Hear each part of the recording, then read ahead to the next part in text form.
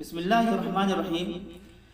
عوام کے درمیان چند ایسی بے سند روایتیں مشہور ہیں جن کو عوام حدیث سمجھتی ہے، لیکن حدیث کا اس کا کہیں بھی تعلق نہیں ہے، یعنی صحیح حدیث تو چھوڑیے، ضعیف حدیث سے بھی اس کا کوئی ثبوت نہیں ملتا۔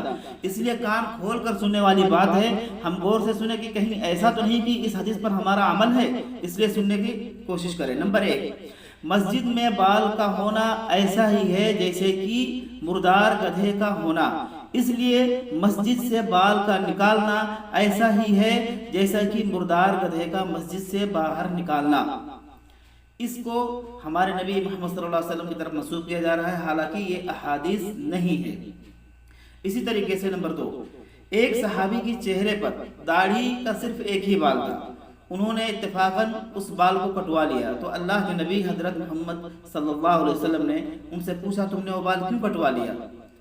اس پر تو فرشتے جھولا جھولا کرتے تھے۔ اس طریقے کی من گھڑت روایات اللہ کے نبی کی طرف منسوب کی جاتی ہے۔ اسی طریقے سے نمبر 3 پر آتا ہے کہ جب کوئی نوجوان توبہ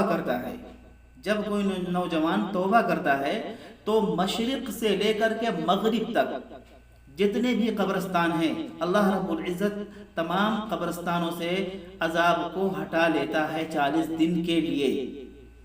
میرے بھائیوں، اس کا بھی حدیث سے کوئی لینا دینا نہیں ہے، ضعیف حدیث سے بھی یہ چیز ثابت نہیں ہے۔ اس لیے ان سب عقیدوں سے، ایسی سب من گھڑت روایاتوں سے، بے سند روایتوں سے بچنے کی ضرورت ہے۔ اسی طریقے سے نمبر 4 پر حضرت عبد الرحمن بن عوف رضی اللہ تعالی عنہ نے مدینے والوں کی دعوت کی، لیکن ایک صحابی مسجد نبوی میں گہری سوچ میں بیٹھے ہوئے تھے، وہ باہر نہیں نکلے۔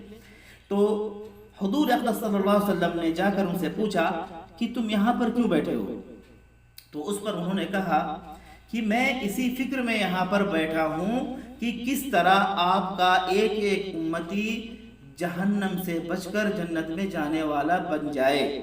تو اس پر یعنی یہ بات سننے کے بعد ہمارے نبی محمد صلی اللہ علیہ وسلم نے فرمایا کہ اگر عبد الرحمن بن عوف 1000 سال بھی مدینہ والوں کی ایسی دعوت کرتا رہے، پھر بھی وہ تمہارے ثواب تک نہیں پہنچ سکتا۔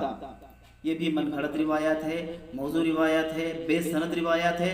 ایسی روایتوں کو ہمارے نبی محمد صلی اللہ علیہ وسلم کی طرف منسوب کرنا، اس کا وبال جانتے ہیں آپ؟ بخاری شریف کی روایت ہے، من کذب علی متعمدا فلیتبوأ مقعدہ من النار، جس نے جان بوجھ کر کے میری طرف کوئی بھی جھوٹ باندھا تو اس کا ٹھکانہ جہنم ہے، اور اس کے علاوہ کچھ بھی نہیں ہے۔ اس طرح کا سلسلہ بہت زیادہ ہے، یعنی بہت ایسی روایتیں جو عوام کے اندر مشہور ہے کہ وہ حدیث ہے لیکن وہ حدیث نہیں ہے۔ انشاءاللہ یہ سلسلہ آگے چلتے رہے گا۔ آپ لوگوں سے دعا کی گزارش ہے، اللہ تعالی ہم سب کو عمل کرنے کی توفیق عطا فرمائے، آمین۔ وما علینا الا البلاغ المبین۔